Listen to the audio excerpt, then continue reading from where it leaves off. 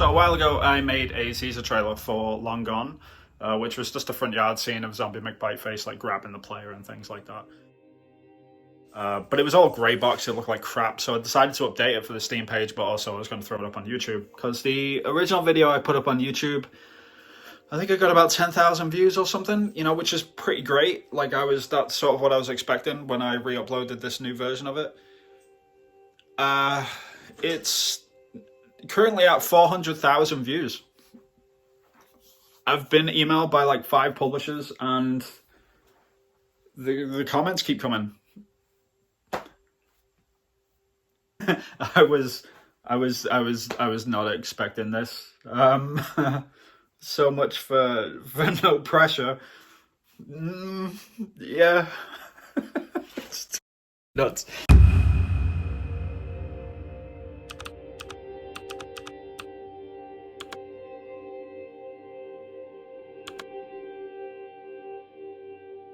Hi everyone and welcome. So my name is Vin. I am working on a adventure game which is set in the post-apocalypse, where you play as a character rummaging through a neighborhood and discovering the lives of the people that are no longer around, hence the name Long Gone. If you're interested in the game, then you can check out the game on Steam to wishlist it, or you can check me out on Twitch, where I stream development of the game almost every single day.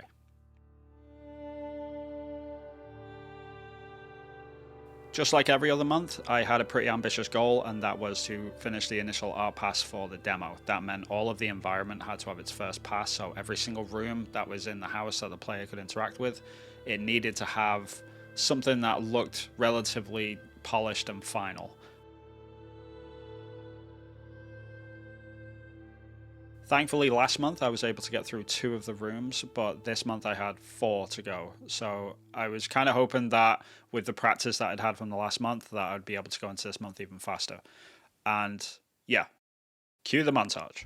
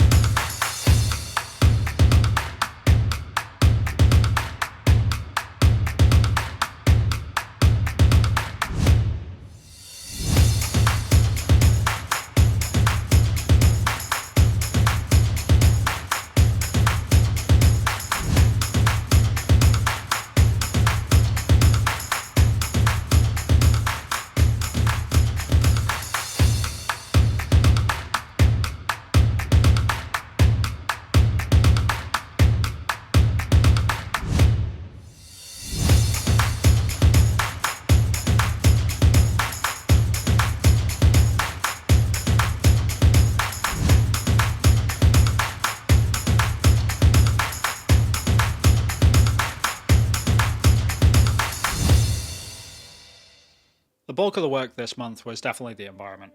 Like, trying to think about things around the decor of the house in particular was something that I was trying to keep my mind on the most, outside of the sort of density of all of the noise and the textures and things like that. It's a really difficult balance sort of strike when it comes to 3D and pixel art in particular.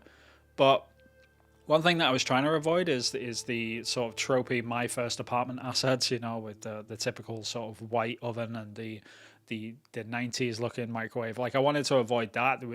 I really wanted to push the idea of like modern appliances and things like that, but also just add a sense of decor to the place, which, you know, the people that lived here designed this and have their own hobbies and their own interests and likes, and sort of trying to put all of that storytelling into the environment was a really cool and unique challenge, and I had a lot of fun doing it, which I think overall it sort of, you know, I think it really came through and it just worked out.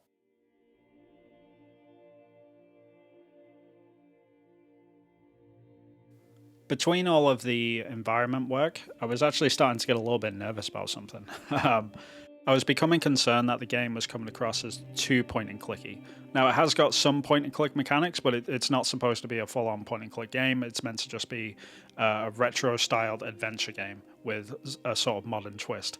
So what I needed to do was add a little bit of locomotion into the game, so being able to allow the player to run, to mantle over things, to jump up stuff, to sort of hint at the bigger game mechanic, which is coming a little bit later on, which is the full platforming sections between the houses and the streets.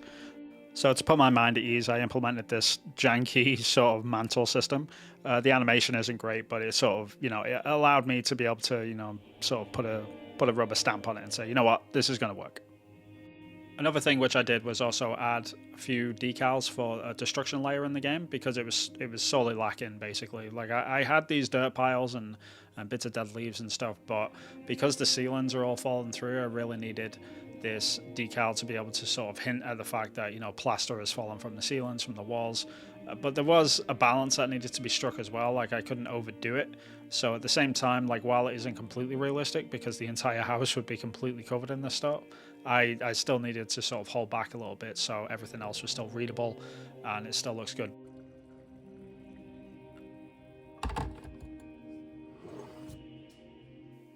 Next was the value splitters, which are just a series of gradients of different shapes and sizes, which can be used for a bunch of different purposes. So we can use them as God rays, I can change the colors of them, and I can also add them into layers and put them behind objects to be able to silhouette objects that are in the sort of the foreground, and then it sort of breaks them up and adds this cool fog effect just so everything's really readable. Another effect which I did was actually a tween wind script. And what this does, it sort of takes two rotational points in code and rotates an object between them over a specific set of time. And it's all done by code as well, so I don't have to manually animate all of these. So this is a really great tool because what it allows me to do is sort of just add this very quickly to any sort of doors or like cupboards like this, so they're sort of looking like they're swinging in the wind just a slight bit, and it just adds this whole sort of life to the environment. So when you walk in, it's just nothing's really static, everything's kind of gently moving and nature's sort of doing its thing. And it was around this time that I actually wanted to update something. So every single time I raided out on Twitch at the end of a stream, there was always this kind of sort of half embarrassing moment where people would ask me like, hey, what were you doing in your stream? And I would show them the long gone Steam page, and it was really out of date. Like there was old screenshots, there wasn't a great teaser trailer or anything. I mean, there was a teaser trailer up, but it was filled with gray boxes. Like it hadn't been updated in about 18 months. So I figured, you know what, I'm going to update the screenshots, I'm going to remake the teaser trailer pretty much using the same format as before. Then I'll also be able to put that onto YouTube and sort of hope that I can get a few wish lists out of it too. Well, that's what I thought was going to happen, but the world had other ideas. Hey guys, so it's been a couple of weeks since the teaser trailer went out for the wish lists, and across YouTube and Instagram, the game has received about 1 million views, which is kind of nuts. So trying to sort of process that, like all the new people that are sort of liked and commented and followed and things like that, and that's awesome. But the thing that I'm trying to keep on my mind more than anything is how the wish lists are doing. So before the video was put out, I had 25,000 wish lists, which was crazy. Like that's far and away beyond what I would hope for anyway. Like 5 times as much as I'd probably need for like an okay release. But the game is now at 70,000. It's like 45,000 people have wishlisted the game since the trailer went up, which is mind-blowing. It's kind of crazy for the most part. So I'm trying to sort of process all of that and figure it out. It's been a really crazy week. As you can imagine, I was just a tiny bit distracted towards the end of the month. I had a bunch of messages and comments. Discord was starting to fill up. I also had a load of emails to get through, and of course, meetings. So publishers were getting in touch with me. I absolutely wanted to take all of those meetings as much as I could, even though I'm not completely sure I'm going to go with a publisher yet. I still want to have all of those meetings just to make sure that I've got all the information before I make a final decision on any of this. Of course, this was, sprinkled in with the usual odd death threat and hopes that I'll quit making games altogether, which is, it's sad, but it's kind of part of the course of the industry, unfortunately. I mean, I'm genuinely not worried about any of this, and I don't really dwell on any of it. It's mostly just a bunch of kids, and I've got a pretty thick skin from all of this from working in AAA for so long. But man, the comments overall were just overwhelmingly positive, just absolutely amazing. People really excited about the game and just wanting to get involved in the process. It's been really, really cool.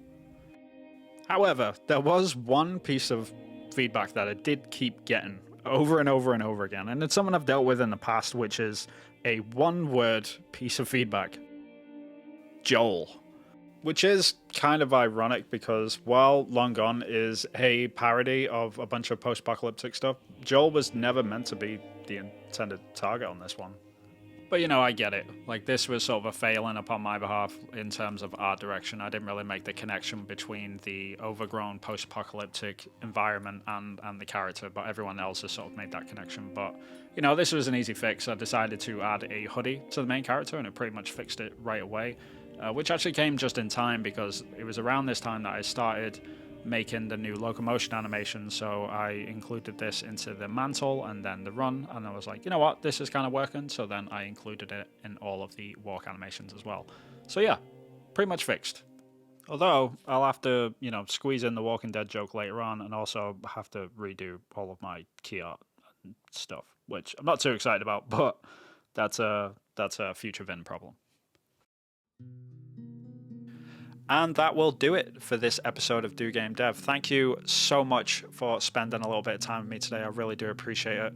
And if you like this, then please comment, subscribe, all that sort of good stuff. You know the drill. But if you want to support the project a little bit more directly, you absolutely can. There is a Patreon page, which is listed down below, where you actually get these episodes early, as well as a bunch of behind-the-scenes stuff, exclusive videos and things like that. So if you want to check that out, then I'd really appreciate it. I also stream on Twitch from Monday to Thursday every single week, so you can follow the development of the game live over there and ask questions, give feedback, all that sort of good stuff. But before I go, I just wanted to say a massive thank you, seriously, to everyone that checked out the teaser trailer. It really did make a huge difference. It didn't only boost the game in the algorithm and in wish lists and things like that, it boosted my morale. In this sort of pivotal point of making a video game, when, you know, like all these doubts are flooding in and stuff, it sort of just reinforces that I'm on the right track. So thank you, seriously. Like it's an awesome thing. I love making video games, and this kind of support reminds me why more than anything else.